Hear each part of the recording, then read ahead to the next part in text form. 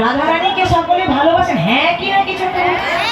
আচ্ছা বাবারা আপনারা বলুন তো, রাধা রানীকে ভালোবাসেন? দেখুন বাবারা কতটা সাহস করে বলছে, আর আপনাদের কোনো সাড়াই পাচ্ছে। এখানে বাবাদের থেকে মায়েদের ভাগ বেশি, তবুও মায়েরা কত দুর্বল, কতটা পিছিয়ে পড়েছে। পিছিয়ে গেলে হবে, সবার সামনে এগিয়ে আসতে হবে, গলা উঁচু করে বলতে হবে, জয় জয় রাধা রানী কি, জয় জয় রাধা রানী কি, জয় জয় রাধা রানী কি, दुल्हन बन के राधा रानी हमारी।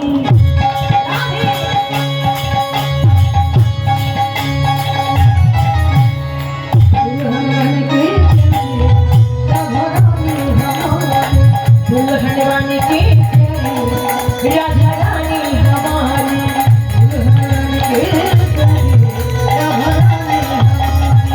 रानी हमारी महारानी हमारी, रानी हमारी महारानी हमारी, रानी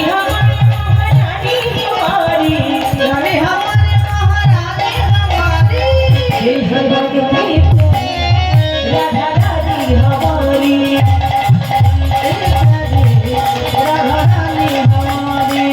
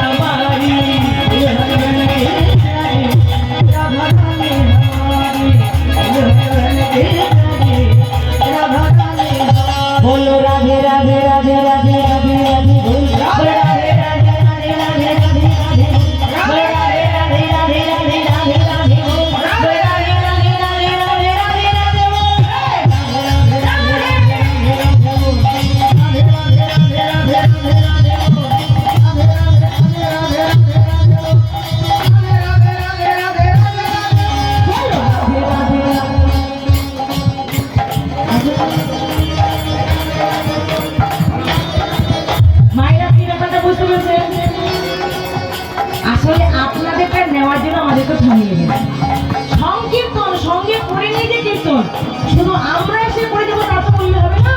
আপনারাও এসেছেন সংসারে অমূল্য সময় নষ্ট করে, তাহলে সময়টাকে তো সবাই বলে রাধে রাধে রাধে বলো রাধে রাধে রাধে রাধে বলো রাধে রাধে রাধে রাধে রাধে রাধে বলো রাধে রাধে রাধে রাধে দুল্হন বন के राधा रानी हमारी, राधा रानी हमारी, दुल्हन बन के जय जय राधा रानी की,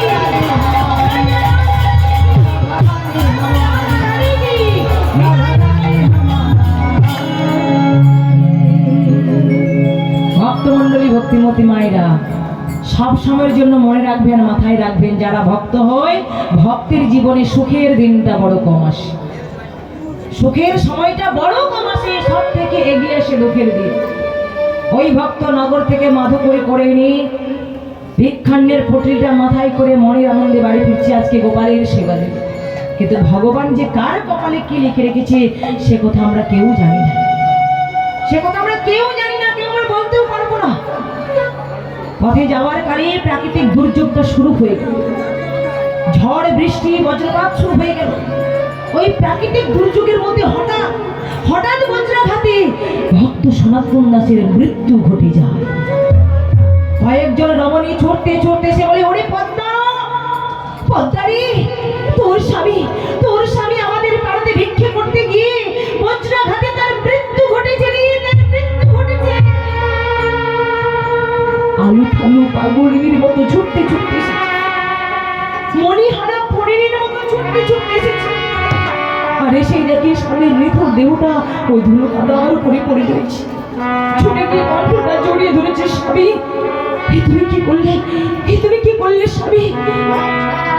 আমি তো কোনো অন্যায় করিনি, আমি তো এই প্রাকৃতিক দুর্যোগের মধ্যে তোমায় পাঠাইনি, আমি শুধুমাত্র পাঠিয়েছিলাম আমার গোপালের সেবায় নিমিত্তে, ভগবানের সেবায় নিমিত্তে। আর তার জন্য গিরিধারী গোপাল আমার কাছ থেকে তোমাকে চিরটা কালের মতো কেড়ে নেবে। তুমি কি করলে? তুমি কি করেছো? আমি তো কোনো অন্যায় করি, আমি তো কোনো পাপ করিনি, আমি তো কোনো অপরাধ করিনি, তাহলে এমন করে তুমি আমায় শাস্তি দিলে কেন? দয়াময় কেন শাস্তি? ভক্তমন্ডলী ভক্তিমতী নারীরা, সেই স্বামীহীনা রমণী অন্তরে ব্যথা বেদনা নিয়ে ঘরে ফিরে এসে সেই ছোট্ট ছেলেটাকে মানুষ করবার জন্য পরের বাড়িতে সারাদিন কাজ করে। ছেলেটার মুখে দুবেলা দুমুঠো খাবার তুলে দেওয়ার জন্য সারাদিন কাজ করে। আর সন্ধে হলে পায় মাত্র একটা করে শুকনো রুটি। কেমন ভক্তের ভাবটা দেখো। সেই রুটিটা বাড়িতে নিয়ে এসে গোপালের ভোগ নিবেদন করে মা ছেলে আত্মে করে থাকে। এমনি করে অনেকগুলো দিন কেটে যায় তাদের জীবনে। কিন্তু একদিন বড়লোক বাবু রুটিটা তার আঁচলে এমনই ছুঁড়ে দিলেন, রুটিটা আঁচলে না পড়ে গেল একটা কুকুরের মুখের সামনে। অভুক্ত কুকুর রুটিকে তৃপ্তি ভরে সেবা করলো। কিন্তু মা যখন পুনরায় রুটি চাইতে এলো, সেদিন বড়লোক বাবু তাকে অপমান করে তাড়িয়ে দিয়েছে। ছেলেটার মুখে দুবেলা দুমুঠো খাবার তুলে দেওয়ার জন্য একটা পাত্র হাতে নিয়ে পাশের বাড়িতে এসেছে। বলে, দিদি গো, অন্ন দিতে হবে না, অন্তত অন্যের ফ্যানটুকু আমায় দাও না। আমার ছেলেটা যে খিদের জ্বালায় বড় কষ্ট পাচ্ছে, একটু ফেলে দাও। কিন্তু তাও পেল না, মা অপমান করে তাড়িয়ে দিয়েছে। মা আর সহ্য করতে পারলেন, মনে ভাবলেন আজকে বাড়িতে গিয়ে মাধুকে একটু জল খাইয়ে ঘুম পাড়িয়ে দিয়ে আমি ওই নদীতে ঝাঁপ দিয়ে আমি আমার প্রাণটা বিসর্জন করব, আমি নিজেকে শেষ করে ফেলব। রাত্রিবেলা এসে মাধুকে জল খাইয়ে ঘুম পাড়িয়ে বলে, হ্যাঁ রে, আজকের মতো ঘুমিয়ে পড় বাবা, সকাল হলে অনেক খাবার পাবি। ছোট্ট ছেলে তো মায়ের কথা শুনে ঘুমিয়ে পড়েছে। যে ঘুমিয়ে পড়েছে, মা পদ্মাবতী দেবী তাড়াতাড়ি করে গোপালের চরণতলে লুটিয়ে পড়েছে। ওগো গিরিধারী গোপাল, তুমি তো বলো ইহ জগতে কেহ নাহি যার, একমাত্র তুমি আছো তার, একমাত্র তুমি আছো তার। তাই আজ থেকে আমি আমার মাধুকে তোমার চরণে সঁপে দিয়ে আমি চিরদিনের মতো চললাম ওই নদীতে ঝাঁপ দেওয়ার জন্য। সবে মাত্র একটা চরণে বের করেছে নদীতে ঝাঁপ দেওয়ার জন্য, একটা চরণে বের করেছে। আর দেখে কি হলো, আঁচলেরও টানে মাধু জাগিয়া উঠিল,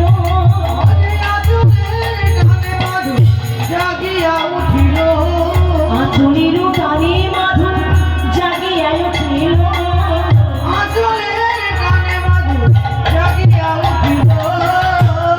আমায় ফেলে যেও না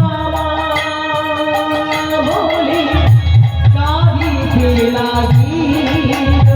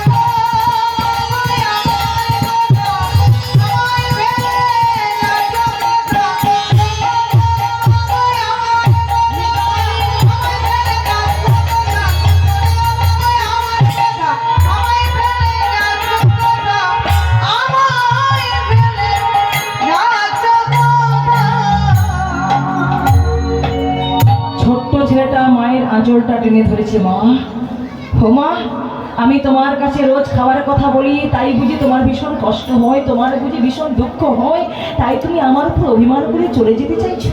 তবে যাচ্ছ, যাও, যাওয়ার কালে আমার একটা ছোট্ট প্রশ্নের উত্তর দিয়ে যাও। ভক্তমণ্ডলী, ভক্তিমতী মায়েরা, এই জায়গাটা খুব মন দিয়ে শোনো। ওইটুকু বাচ্চা ছেলে মাকে প্রশ্ন করছে, বলো তো মা, এই সংসারে জগৎ মাঝারি সব থেকে আপনজনকে? কি গো মায়ের, আপনারা বলতে পারবেন আপনজনকে? আপনার স্বামী, বাবা? বাহ, নিতাই গৌর প্রেমানন্দে হরিবে। আপনারা তবুও তো জানেন, আপনাদের চরণে কোটি কোটি দণ্ডবোধ। অধিকাংশ জায়গায় বলে আমার মা আপনজন, আমার বাবা আপনজন, কতজন কত কথা বলে। কিন্তু প্রকৃত যারা ভক্ত হয় তারা জানি এই জগৎ সংসারে সব থেকে আপনজন কে। ওরে ভাবিয়া দেখিল ইথার সংসার, কৃষ্ণ বিনা আপনজন কেহ নাহি আমার। তার মতো আপনজন এই সংসারে কেউ হতে পারে না। যতই আপনি মেয়ে জামাইকে আপন আপন ভাবুন না কেন, ছেলে বৌমাকে আপন আপন করুন না কেন, ওরা কেউ কখনো আপন হতে পারে না। যতক্ষণ আপনি সংসারে উপার্জন করতে পারবেন, কর্ম করতে পারবেন, ততদিন সংসার আপনাকে ভালোবাসবে।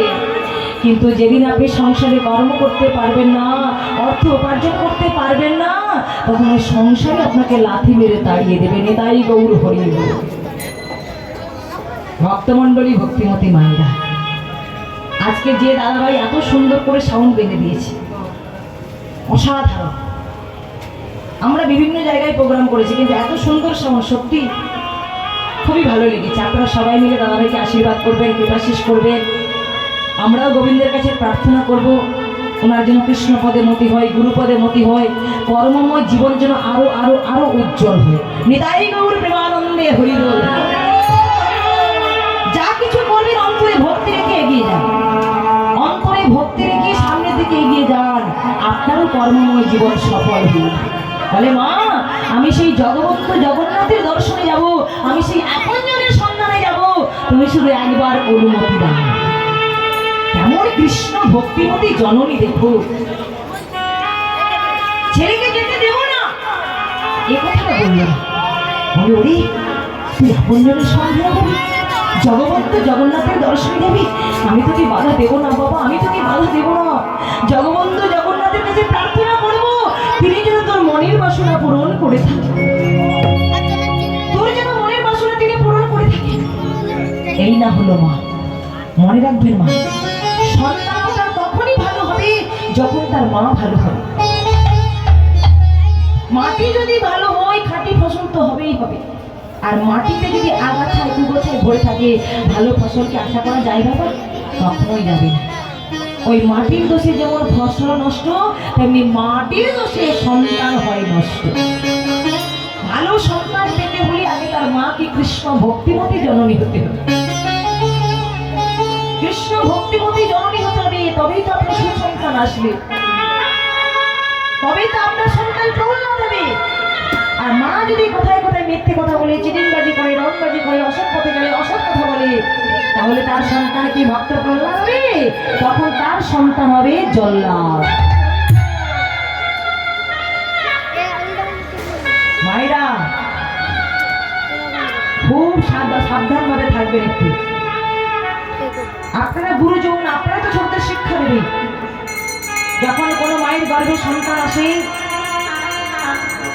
সেই মাকে একটু ভাগবতী কথা শ্রবণ করাবেন, ভগবানের প্রসাদ সেবা করাবেন, একটু গীতা পাঠ করে শোনাবেন, তুলসী বৃক্ষের মূলে যেন একটু জল দেন। এগুলো আপনারা সচেতন করিয়ে দেবেন। আপনারা গুরুজন, আপনাদের কাছ থেকেই তো তারা শিখবে। গর্ভে সন্তান থাকাকালীন কোনো মা যদি ভাগবতী কথা শ্রবণ করে, তাহলে তার সন্তান ভক্তই হবে। কিন্তু তা না করে যদি সিরিয়াল দেখে, সিনেমা দেখে, ওই সিনেমাতে যেমন যেমন চরিত্র দেখবে, আপনার সন্তানের জীবনে কিন্তু সেই চরিত্রের ছাপগুলোই পড়ে যাবে।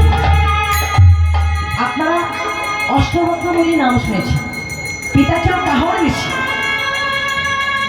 স্ত্রীর গর্ভে যখন সন্তান ছিল, স্ত্রীকে বেদ পাঠ করে শোনাতেন, স্ত্রীকে বেদ পাঠ করে শোনাতেন। স্ত্রীও শুনছে, গর্ভের সন্তানও শুনছে। কিন্তু একদিন ওই বেদের মন্ত্র তিনি ভুল করে ফেলেছিলেন।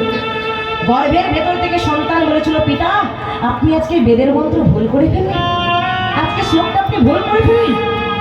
তাহলে শ্রী প্রধান নিতে বলে, এখন তোর জন্মই হয়নি তুই আমার ভুল ধরছিস, হ্যাঁ এখন তোর জন্মই হয়নি তুই আমার ভুল ধরছিস। এই যে প্রধান্বিত হয়েছি, পেটের ভেতরে ছেলে ভয়ে একবারে মুচড়ে দুমড়ে একাকার হয়ে গেছে। এই যে দুমড়ে মুচড়ে গেছে, তার সারা শরীরে একটা জায়গায় বাঁক হয়ে গেছে, নাম হলো অষ্টবক্র। কিন্তু কাহর ঋষি যখন পরক্ষণে ধ্যানমগ্ন হলেন, ধ্যানের মাধ্যমে তিনি জানতে পারলেন যে হ্যাঁ আমি ভুল করেছি, আমি আজকে বেদের মন্ত্র ভুল করেছি।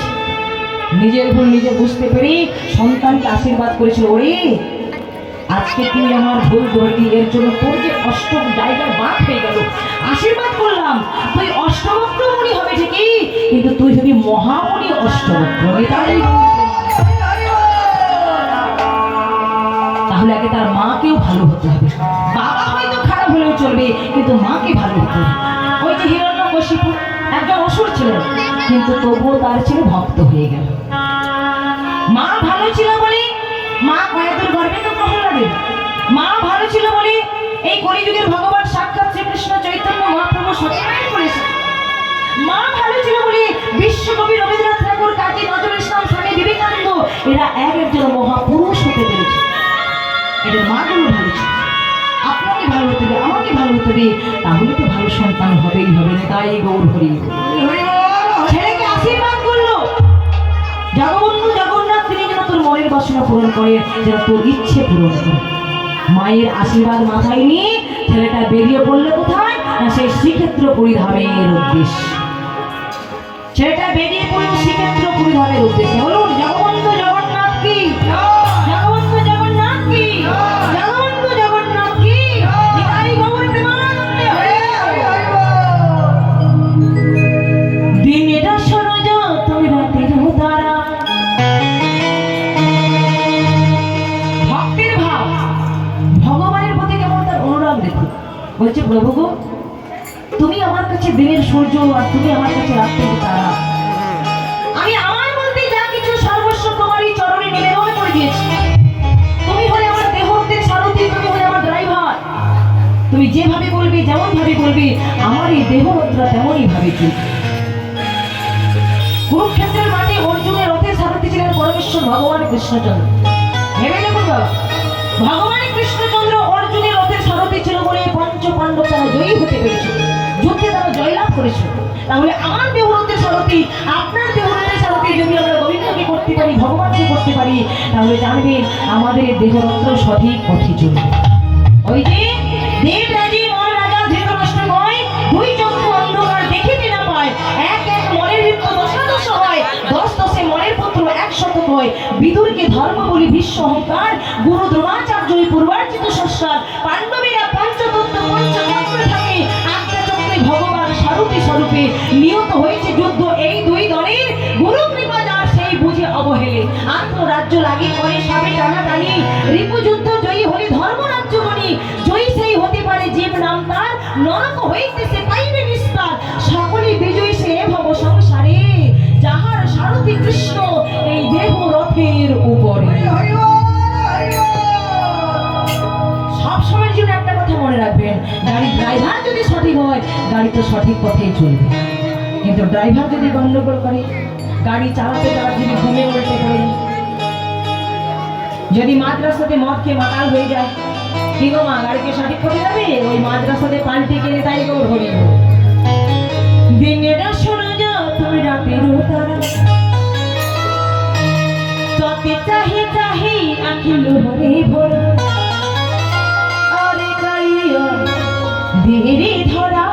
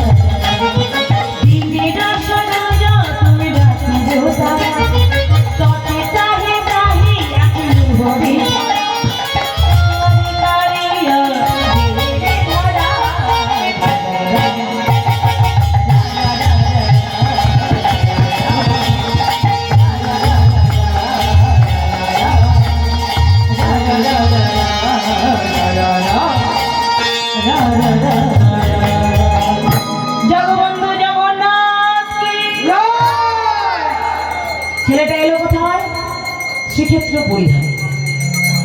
মন্দিরের ভেতরে প্রবেশ করলো না, মনে মনে ভাবলো আমি যদি ভেতরে প্রবেশ করি, মন্দিরে যারা রয়েছে আমাকে দেখে যদি অপমান করে তাড়িয়ে দেয়, তাহলে তো আমার আসল উদ্দেশ্য সফল হবে না। তাই ছেলেটা মন্দিরের ভেতরে প্রবেশ না করে মন্দির থেকে কিছুটা দূরে ছিল একটা পিপল বৃক্ষ, ওই বৃক্ষের তলায় বসে বসে নাম আরম্ভ করেছে। একদিন নয়, দুদিন নয়, এক সপ্তাহ না সেবা করে না ঘুমিয়ে একেবারে নামের মধ্যে বিভোর। ভগবান আর থাকতে পারলেন না। গভীর রাত্রিতে মা লক্ষ্মী ঠাকুরানীকে ডেকে বলে, লক্ষ্মী, ওই শুনতে পেয়েছো আমার ভক্ত না সেবা করে না ঘুমিয়ে একেবারে আমার নামের মধ্যে বিভোর। তুমি এক কাজ করো, ভক্ত তোমার অভক্ত, তাই একটা পাত্রে করে প্রসাদ নিয়ে আমার ভক্তকে তুমি দিয়ে এসো। এখন প্রভুর আজ্ঞা পেয়ে মা লক্ষ্মী ঠাকুরানী করেছে কি, সোনার পাত্রে সুন্দর করে প্রসাদ সাজিয়ে, সোনার পাত্রে প্রসাদ নিয়ে এবার মা চলেছে ছেলেটাকে দেওয়ার জন্য। গভীর জঙ্গলে এসে বলে, আচ্ছা এখানে কেউ কি আছো যার নাম মধু দাস, যার লাগে কাঁদে মন্দিরের জগন্নাথ, এখানে কেউ আছো? আছে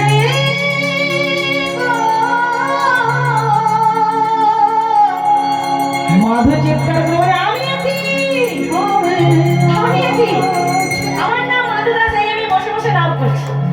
মা বলে, ও তাহলে তোরই নাম মধু দাস? এক সপ্তাহ এখানে না বসে, মানে বসে বসে না সেবা করে তুই ভগবানের নাম করছিস? এই নে, তুই তো বড় অভক্ত, তাই তোর জন্য প্রসাদ এনেছি, নে নে প্রসাদ, নে ধর, আরে নে প্রসাদ, এমনি এমনি মানে কি মুশকিল। বলে, আমি তোমায় চিনি না, জানি না, তোমার কোনো উপকারে লাগলাম না। ওরে বোকা ছেলে, তুই যে কি উপকার করেছিস সেটা তুই নিজেও জানিস। ওই যে এক সপ্তাহ না সেবা করে না ঘুমিয়ে ভগবানের নাম করলি, ভগবানকে খুশি করলি, এটা কি আর কম দেওয়া হলো? মেয়ে ধর বলছি, ধর, মেয়ে ধর। তো বলিনি না, তবে শোন, আজকে তুই যদি প্রসাদ না নিস তাহলে মন্দিরের জগবন্ধু জগন্নাথকে অপমান করা হবে। মন্দিরের জগবন্ধু জগন্নাথ আমার হাতে তোর জন্য প্রসাদ পাঠিয়েছে, মেয়ে ধর। যেই বলছে মন্দিরের জগন্নাথ মায়ের হাতে আমার জন্য প্রসাদ পাঠিয়েছে, আর থাকতে পারলো না, দাও দাও দাও দাও, সেগুলো করে দাও। প্রসাদের পাত্রটা ধরিয়ে দিয়েছে, বলে, দেখ মাধু, প্রসাদ সেবা করবার পর পাত্রটা তুই যত্ন করে রেখে দিস, আমি আমার সময় মতো আসবো, এসে নিয়ে চলে যাবো। যেই মা প্রসাদের পাত্র রেখে চলে গেল, মাধু চিন্তা করলো, হারে এই না হলো আমার ভাগ্য। হ্যাঁ, প্রসাদের প্রতি আমার আশা ছিল ঠিকই, কিন্তু জগবন্ধু জগন্নাথ প্রসাদ পাওয়ার পরে যেন আমার মধ্যে লোভ না আসে। ভক্তি ভরে সেই প্রসাদ সেবা করে, কিন্তু এবার পাত্রটা রাখবে কোথায়? ওই যে মা বলেছে যত্ন করে রেখে দিস, আমি আমার সময় মতো নিয়ে চলে যাচ্ছি। আরে বাবা, নিজেই তো বসে আছে না গাছের তলায়, সে এবার যত্ন করে রাখবে কোথায়? সোনার পাত্র, সোনার পাত্র সামনে রেখে যদি নাম করে, সে যদি সোনাকে দেখে নাম ভুলে যায়, ভুলে যদি তাকে গ্রাস করে, তাহলে তো তার আসল উদ্দেশ্য সফল হবে না। তাই বেচারা বললো কি, ওই সোনার পাত্রকে পেছনে রেখে দিয়ে এবার মনের আনন্দে নাম আরম্ভ করে, হরে কৃষ্ণ কৃষ্ণ কৃষ্ণ হরে হরে, হরে রাম হরে রাম, হরে হরে কৃষ্ণ কৃষ্ণ কৃষ্ণ হরে হরে, হরে রাম হরে রাম, রাম রাম হরে হরে। নাম করতে করতে রাত্রি শেষ, প্রভাত কাল। প্রভাতে মন্দিরের ভক্তজন যখন মন্দির মার্জন করবার জন্য মন্দিরের দরজা খুলেছে, অমনি চমকে উঠে, কি মন্দিরে তো সোনার পাত্রটা দেখতে পাচ্ছি না, তবে কি পাত্রটা চুরি হয়ে গেছে? রানীমা, রানীমা, রানীমা সর্বনাশ হয়ে গিয়েছে, রানীমা সর্বনাশ হয়ে গিয়েছে। ওই দেখুন, ওই দেখুন, মন্দিরে জগবন্ধু জগন্নাথের প্রসাদের পাত্রটা পাওয়া যাচ্ছে না, মনে হচ্ছে পাত্রটা চুরি হয়ে গেছে।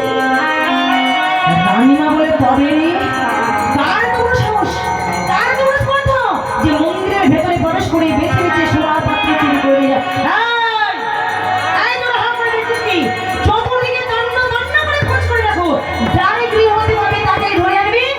আমি উপযুক্ত শাস্তি দেব। যাও খোঁজ করে দেখো। রানীমার আদেশ পাওয়ার সঙ্গে সঙ্গে চতুর্দিকে তন্ন তন্ন করে খোঁজ করলো, কিন্তু প্রসাদের পাত্র আর খুঁজে পেল না। দেখুন বিপরীত ফিরে আসছে। হঠাৎ শুনতে পেল ওই গভীর জঙ্গলে কে যেন আপন মনে কৃষ্ণ নাম গাইছে, কে যেন আপন মনে হরিনাম গাইছে। একজন আরেকজনকে কেউ চড়ি শুনতে পাচ্ছিস? ভালো করে কান পেতে শোন। ওই তো কি যেন নাম করছি রে। অল্প একবার আমরা ওকে জিজ্ঞাসা করি। অলরেডি সবাই এসেছে, একদমই ঘিরে দাঁড়িয়েছে। এই বন্ধ কর তোর নাম। এই আগে তো কোনোদিন দেখিনি বাবু। হ্যাঁ তাই নাকি? তা হ্যাঁ রে, তা গতকাল যে তুই জেগেছিলি না ঘুমিয়েছিলি সেখানে? হ্যাঁ জেগেছিল মানে নিশ্চয়ই জানবে। শোন, এই যে সামনে মন্দির দেখছিস, মন্দিরে জগবন্ধু জগন্নাথের প্রসাদের পাত্রটা চুরি হয়ে গেছে। তা তুই তো জেগে জেগে নাম করেছিলি, সামনের এই পথ দিয়ে কোনো চোর ডাকাত সঙ্গে দেখেছিস কি? এই সামনের এই পথ দিয়ে না ভালো করে ভেবে বল, কাউকে দেখেছিস কিনা? কেউ আছে না? ও মা যখন বারবার করে জিজ্ঞাসা করলো না, হঠাৎ চোখ পড়ে গেল পেছনে দেখে, বলে ওরে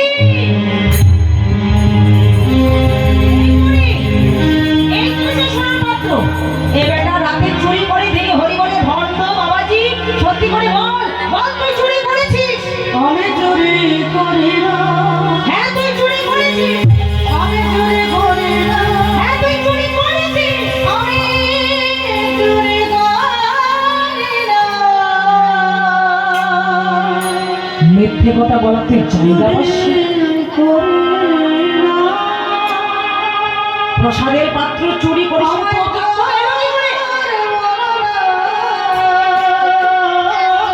রাতে চুরি করে দিনে হরি বলে ভণ্ড সেরেছিস? এই সত্যি করে বল, এখনো শুনেছিস? সত্যি করে বল তুই চুরি করেছিস? ভক্ত বারবার করে একই কথা বলতো, আমি চুরি করিনি, আমি চুরি করিনি, আমি চুরি করিনি। যখন রাত্রিবেলা বসে বসে নাম করেছিলাম, ওই মন্দির থেকে একজন মা আমাকে বেরিয়ে বলেছে, ওরে মাধু তোর জন্য জগবন্ধু জগন্নাথ প্রসাদ পাঠিয়েছে, নে তুই প্রসাদ সেবা কর। বিশ্বাস করো তাই আমি প্রসাদ সেবা করেছি, কিন্তু আমি চুরি করিনি। কি বলবি তুই? মন্দিরে হাজার হাজার ভক্ত এসে নাম করছে, প্রসাদ সেবা করছে, কারোর জন্য জগন্নাথ প্রসাদ পাঠালো না, আর তুই সবাই মাত্র 7 দিন এসেছিস, তোর জন্য মায়ের হাতে জগন্নাথ প্রসাদ পাঠিয়েছিস। মিথ্যে কথা বলার জায়গা পাচ্ছি? এখনো সময় আছে, এখনো সময় আছে। চাবুকে আঘাত করছে, মিথ্যে আঘাত করে বলে বল তুই চুরি করেছিস? চুরি করে না। হ্যাঁ তুই চুরি করেছিস। চুরি করে না। চুরি করেছিস, চুরি করেছিস, চুরি আমি চুরি করে না। তুমি আমার চোর বলো না, আমি চুরি করি না।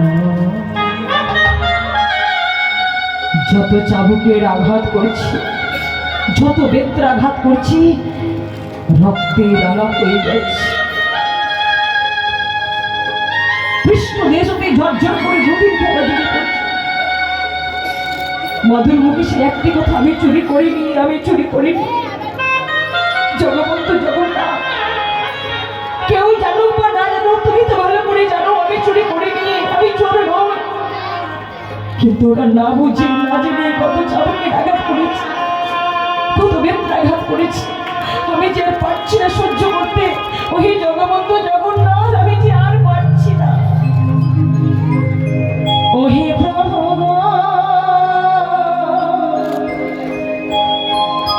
ওহে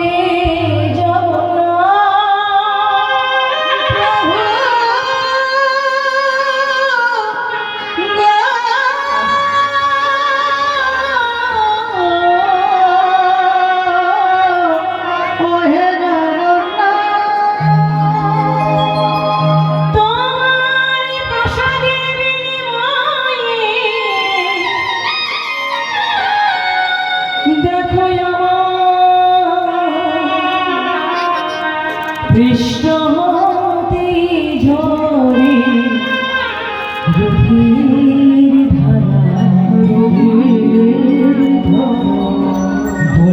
ভুলে আমার হলো এই সাজা প্রভু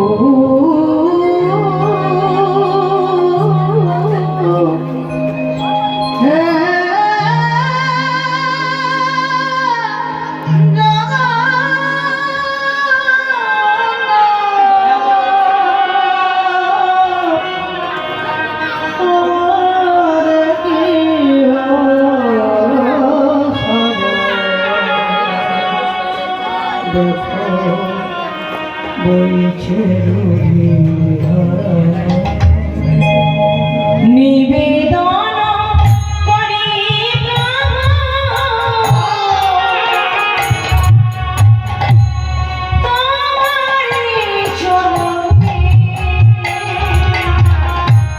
নীলাচল ছাড়িয়া যাইব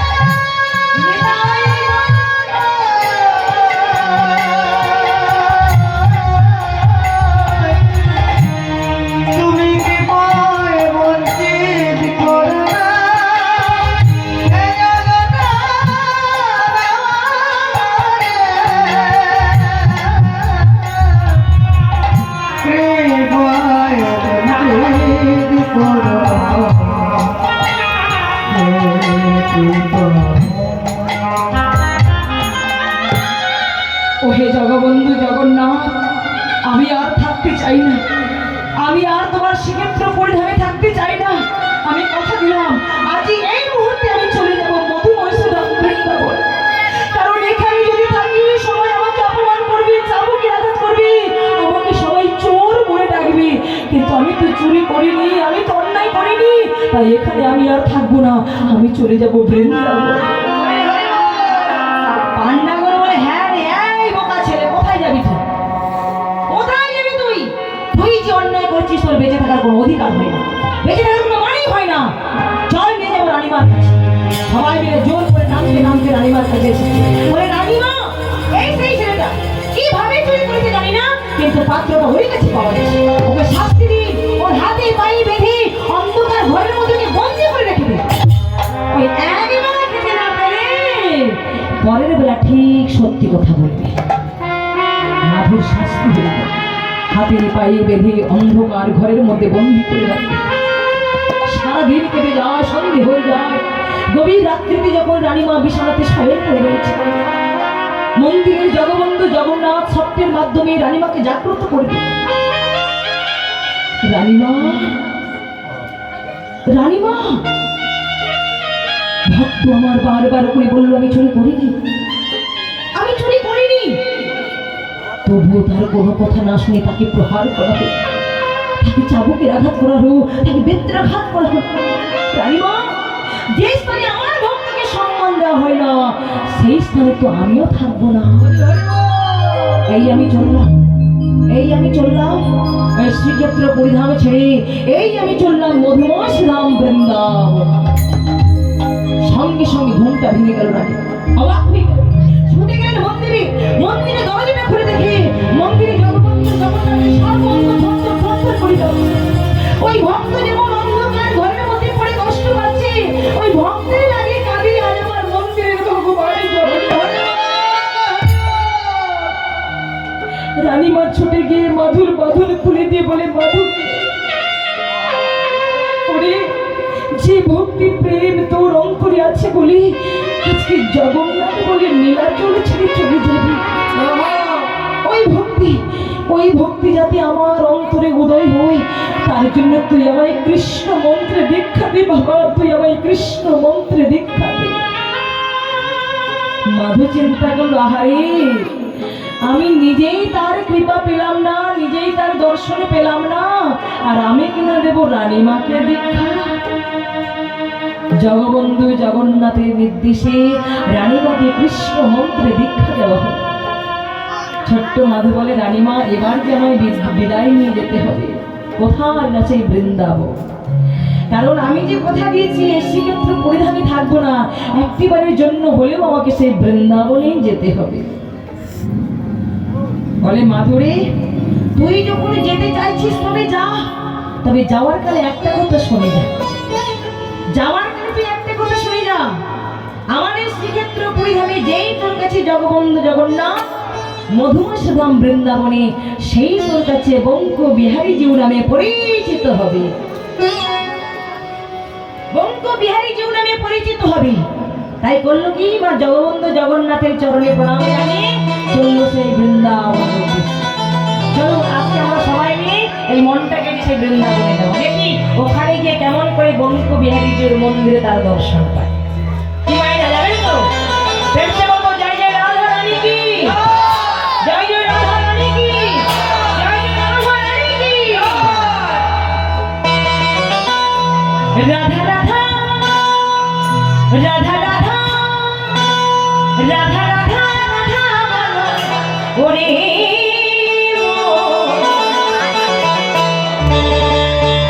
যদি যাবি মধুর বৃন্দাবন।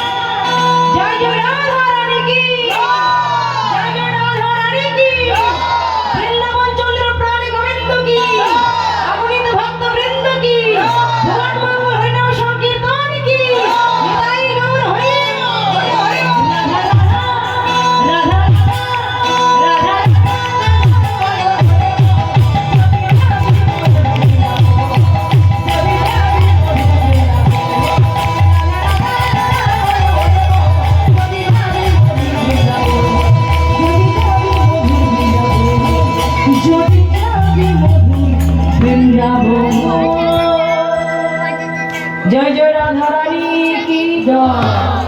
ছেলেটা এলো মধুমোষ রাম বৃন্দাবনে। বৃন্দাবনে বঙ্কু বিহারী জিউর মন্দিরে সকালবেলাটা বসে বসে নাম গাচ্ছে। আর এদিকে একজন ছোলা ভাজা বিক্রেতা ওই মন্দিরে এসেছে। উনি ব্যবসাতে যাওয়ার সময় হলে বঙ্কু বিহারী জিউর মন্দিরে একটা করে ছোলা ভাজার প্যাকেটে তারপর উনি ব্যবসায় যান। তা আজকে সেটা ওই ছেলেটা বসে গেছে, জিজ্ঞাসা করছে, হ্যাঁ রে এই ছেলে আগে তো করে দেখেছি বাবু। হ্যাঁ বাবা এই বয়সে থেকে সবকিছু জানে, কোন দিন একাদশী আর কোন দিন দ্বাদশী। তা হ্যাঁ রে একাদশী করিস নাকি? করেছিস? একাদশী করলে পরের দিন একটা সময় দেওয়া থাকে, কি মায়ের আপনারা জানেন তো? হ্যাঁ ওই সময়ের মধ্যে কি করতে হয়? পালন করতে হয়। আর যদি না করো তাহলে পুরো একাদশীটা বৃথা হয়ে যায়। আচ্ছা আপনারা কারা কারা একাদশী করেন একবার হাত তুলে জানান তো দেখি। তাই গো হরি বল হরি বল হরি হরি বল। অনেকেই করেন কিন্তু অধিকাংশ মায়েরা করেন না। কবে করবেন মা? জীবনের এতগুলো দিন তো কেটে গেল, আর কবে করবেন? পরের বারে করবেন। এই পরের বারটা আর যে আবার আপনার জীবনে আসবে কিনা তার কোনো গ্যারান্টি আছে? কোনো তো গ্যারান্টি নেই। শুরু করে দিন, গুরুদেবের চরণাশ্রিত হয়ে একাদশীর ব্রত পালন করা শুরু করে দিন। জীবনটা সার্থক হবে, জনমটা ধন্য হবে। পৃথিবীতে যত যত তীর্থ রয়েছে সকল তীর্থ দর্শন করলে ভ্রমণ করলে যত পূর্ণ অর্জন করা যায়, যদি কোনো ভক্ত ভক্তি করে একাদশী ব্রত পালন করে তাহলে সমস্ত পুণ্য এখানেই আপনি পেয়ে যাবেন। তাই গৌর হরি বল। হ্যাঁ কারণ ছাড়ার মতো তোর কাছে কিছু নেই। তাহলে এক কাজ কর, আমি ছোলা ভাজা দিয়ে যাচ্ছি, অন্ত এগুলো সেবা করে পালনটা সেরে আসি। যেই ছোলা ভাজা বিক্রেতা ছোলা ভাজা দিয়ে চলে গেল, মাধু চিন্তা করো এতগুলো ছোলা ভাজা তোমার লাগবে। হয়তো আমার মতো এখানে অনেকেই আছে ওই একাদশী করেছিল, দ্বাদশীর কারণে সাধারণত কিছু নেই। আমার থেকে কিছুটা ছোলা ভাজা আমি তাড়ে দেবো। মন্দিরে বসে ডাকতে লাগলো, হ্যাঁ গো এখানে কেউ কি আছো? একাদশী করেছিলে, হাত তোলো হাত তোলো।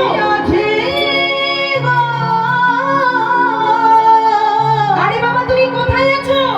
মন্দিরে মন্দিরে ভেতরে আছি গো।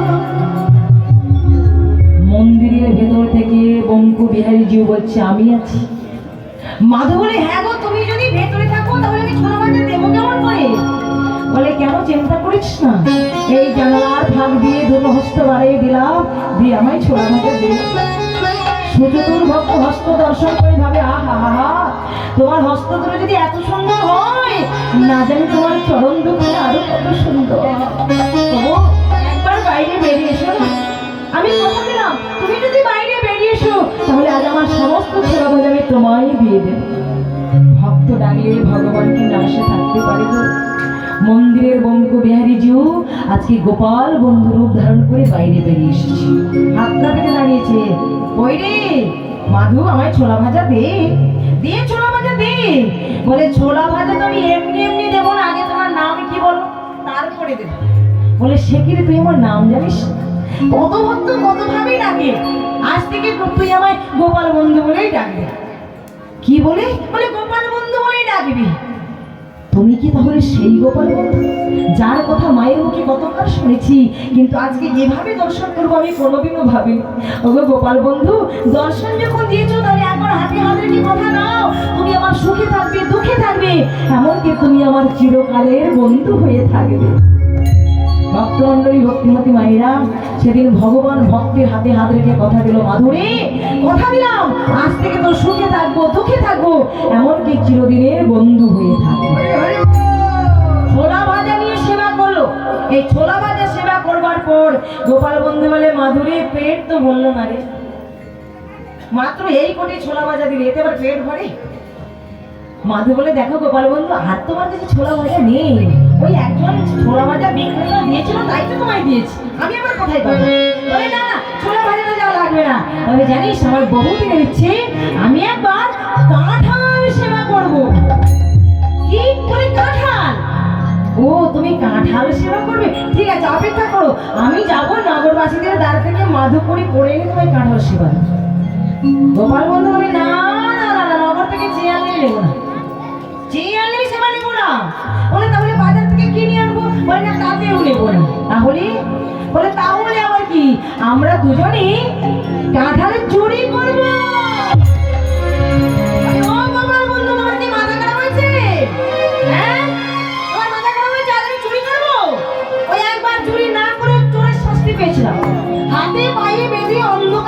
মধ্যে বাবা কি জ্বালা কি জ্বালা।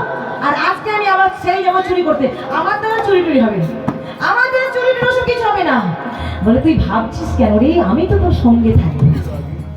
তুই হয়তো জানিস না চুরি করে খাওয়া আর দোকান থেকে কিনে এনে খাওয়া দুটোর স্বাদ কি কখনো এক হয় না? সে মা ঘা নেড়ে বলে ও মা এক হয় কখনো, দুটোর স্বাদ দুরকমই হয়ে থাকে, আনন্দটাই আলাদা হয়ে থাকে। যে যেটা করতে ভালোবাসে সে তার মর্ম বোঝে কি, তাই না? যে চুরি করতে ভালোবাসে সে তার মর্ম বুঝবে। এ তো একটা চোরের শিরোমণি। আর এদিকে মাধু একেবারে সাদা সিধে ভক্ত মানুষ। মাধু তো যাবে না, তবুও জোর করে হাত পা ধরে টানতে টানতে বৃন্দাবন থেকে একেবারে সেই রানীবার কাঁঠাল বাগান। ওরে চলে না মাধু একেবারে চুরি করতে যায়। ওরে বল, দুর্গা মাধু করতে যায়। ওরে চলে না মাধু একেবারে চুরি করতে যায়। দুর্গা মাধু একেবারে চুরি করতে যায়। আমারও স্বামী আমার মনে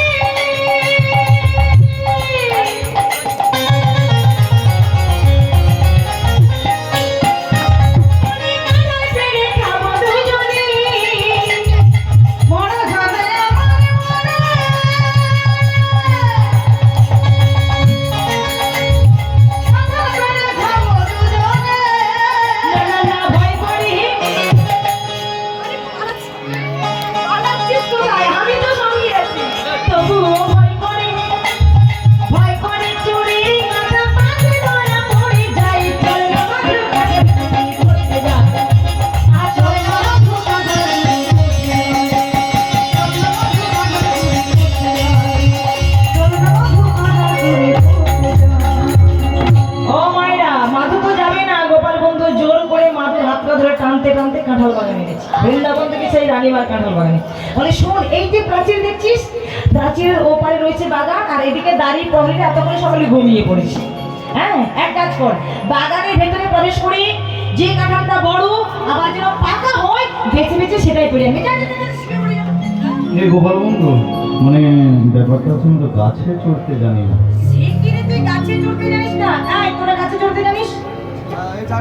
হ্যাঁ কি না কিছু বল, গাছে চড়তে জানিস? কাল থেকে একটা শিখিয়ে দিবি তো কেমন করে গাছে চড়তে হয়। গাছে চড়তে জানিস না, তাহলে কাঁঠালটা পাড়া হবে কি করে? কাঁঠালটা পাড়লে সেটা হবে কি করে? ভগবান তো চতুরের শিরোমণি, ছলনা করে বলে, ঠিক আছে তুই চিন্তা করিস না, আমি তো সঙ্গে আছি, চল আমিও তোর সঙ্গে যাবো। আমি তোকে একটা উপায় শিখিয়ে দিচ্ছি। তুই আমার কাঁধের উপর পা রেখে একটা ডাল শক্ত করে ধরবি, আর এক হাতে ঘুরিয়ে ঘুরিয়ে কাঁঠাল পাড়ি।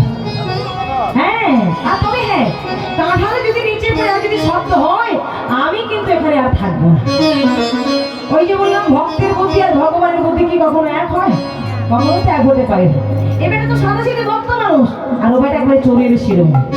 ওই কাঁঠাল বাগানের ভেতরে প্রবেশ করি, গোপাল বন্ধুর কাঁধের উপর পা রেখে মাধু একটা ডাল শক্ত করে ধরেছি, আর এক হাতে ঘুরিয়ে ঘুরিয়ে যেই না কাঁঠাল পাড়তে গেল, মা ওই অত বড় কাঁঠাল হাত ফসকে দৌড়ে পড়ে ব্যাস যেই নিচে পড়ে গেছে, আর পা ধরে সরাচ্ছে।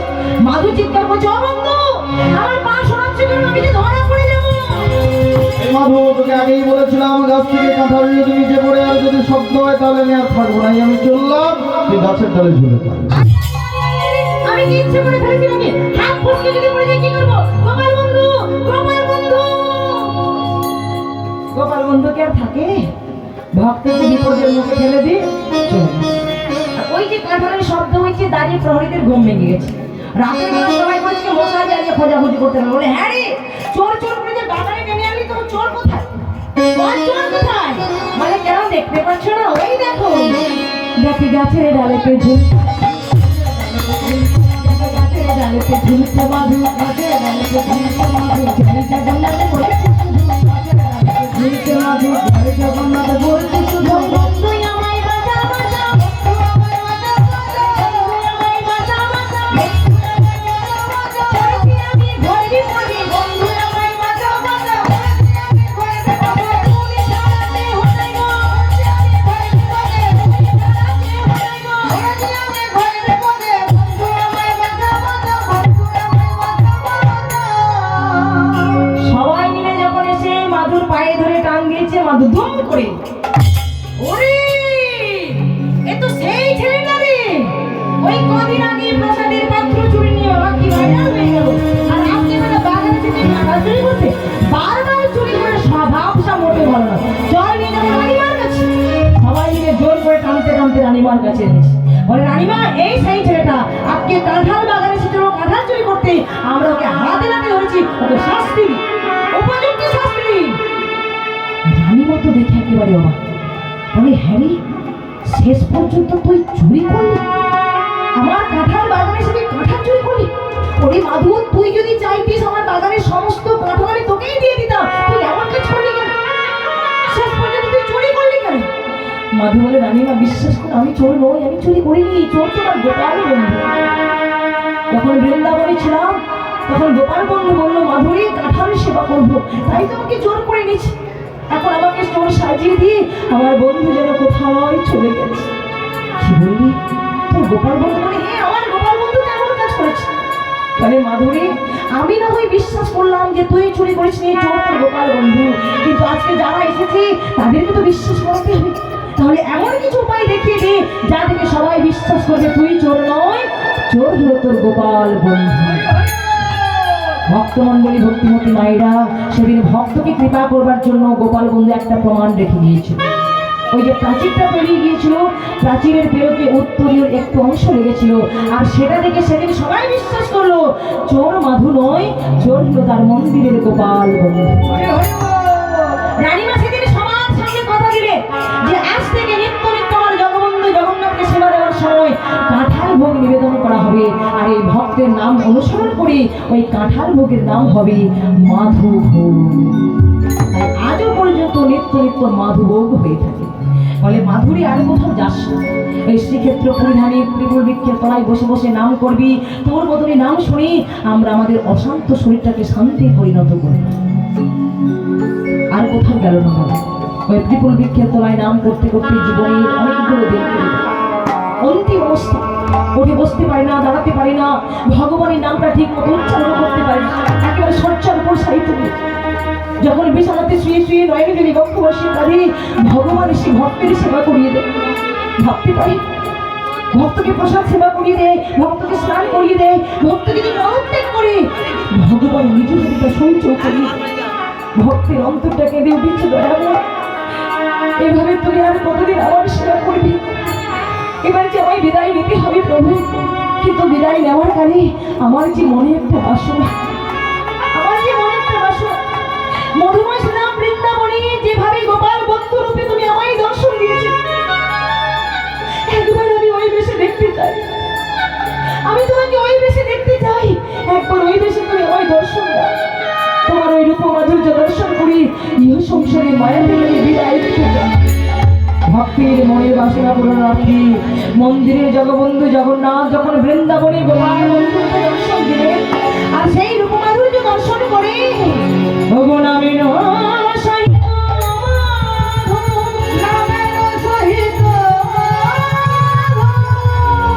দেখো ছাড়িল